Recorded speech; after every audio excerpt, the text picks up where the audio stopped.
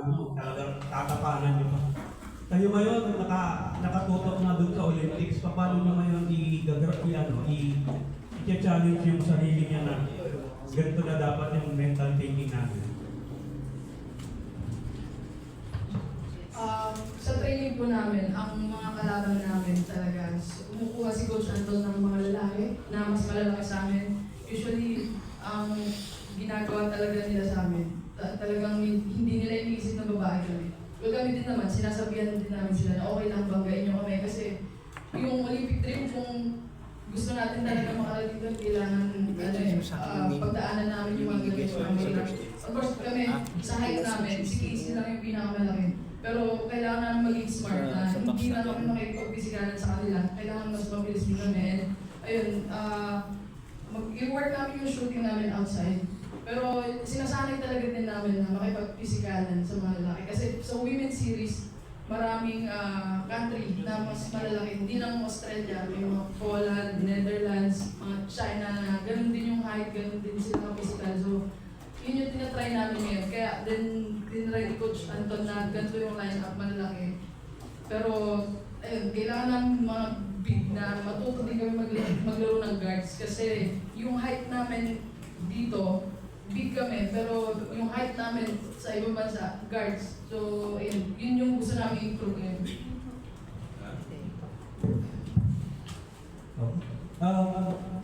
Sa mga April na lang April si Vanessa Jesus nag-try na makapasok sa WNBA.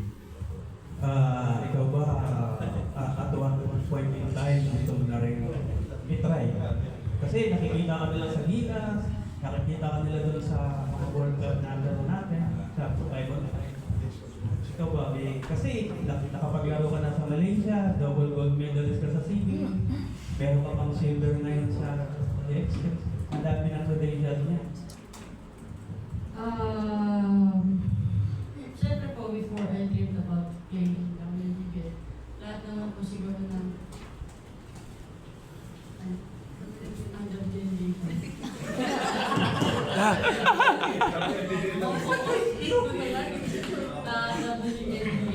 And nag-try ako mag-submit ng resume. Actually, already have a team na dapat, pero hindi siya natuloy. And siguro ngayon, 30 years old, siguro dito na lang ako sa Pilipinas.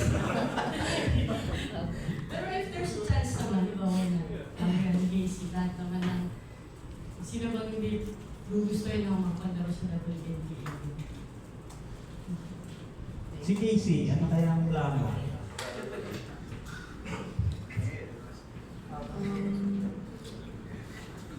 Plan ko talaga, yun ko papalarin mag-learn sa WNBA. Ano ba? WNBA, hindi WFPBA.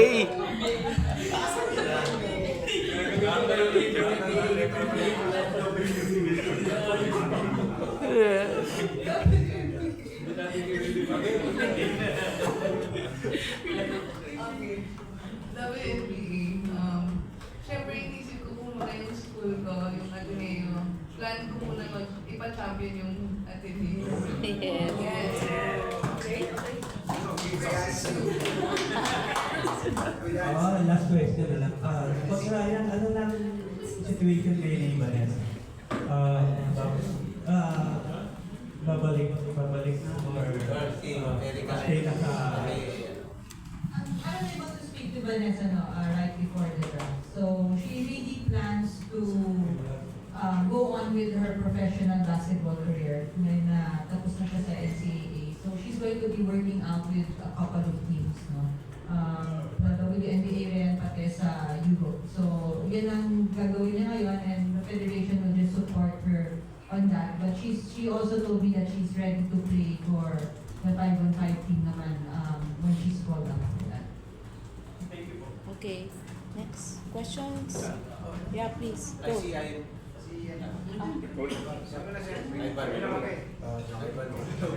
Go. Last meron dito after Ivan.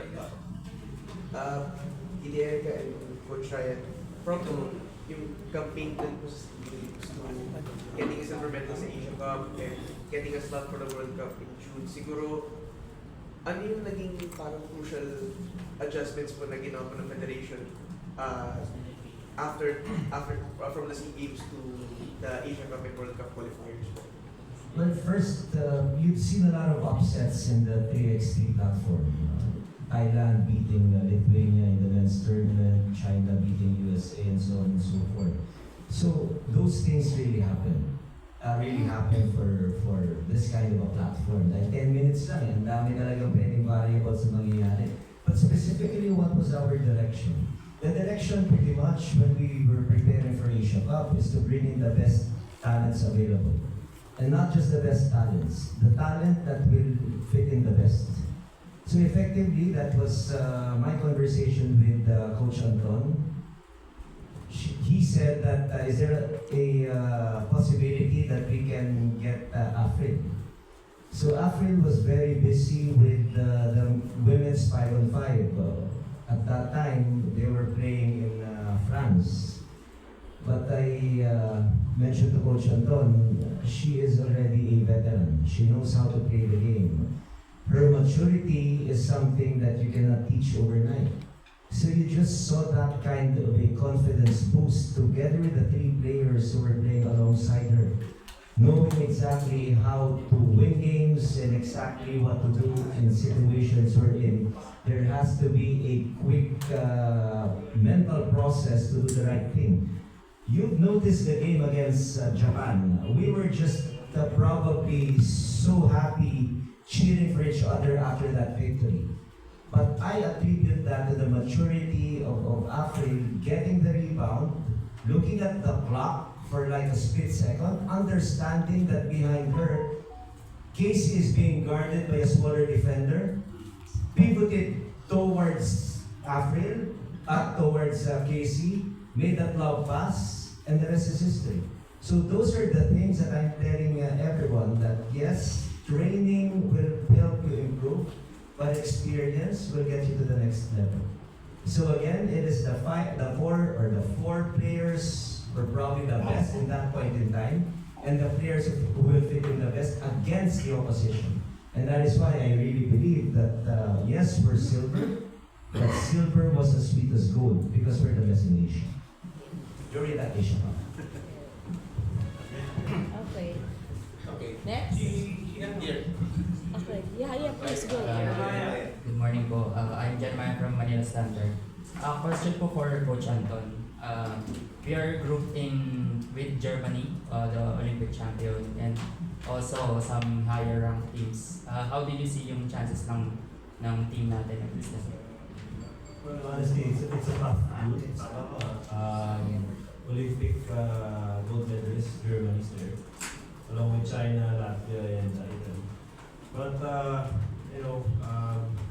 ganun din kami when we were in the Under-20 World Cup, we were also, in a tight pool. We even played USA in that Under-20. Pero kami, ang battle kayo naman namin, we're gonna really, lalaban talaga kami, we're gonna really show the world that we're capable of.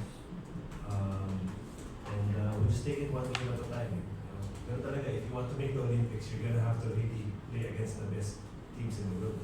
So that would actually really assess us kung nasa na tayo sa world stage. So by competing that World Cup, not only are we getting ranking points, but also getting experience towards our preparation for the Olympic Olympics.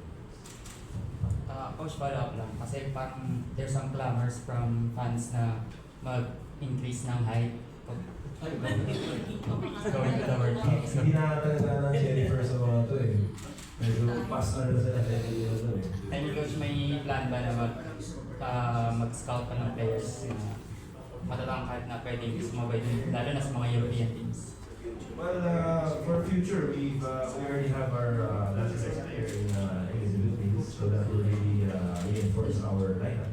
And we have a set of good players in our program na can really help us, especially long term. Kaya maganda rin sa program namin, we have our youth program in our youth team for under 20 and under 21. So in an early age they're being developed para sila naman yung next in line. So that's where Jessica Apat and JC De La Rosa came from. So I think tribute to that to our program sa youth na na-develop talaga ng 3x3 na hindi yung parang ngayon lang sila ng 3x3, they've been playing 3x3 for a while and they've been playing together. So kaya talaga na-develop yung skills nila in what we've achieved so far. Next. Next. Sino? Ay, guys, ito. Guys,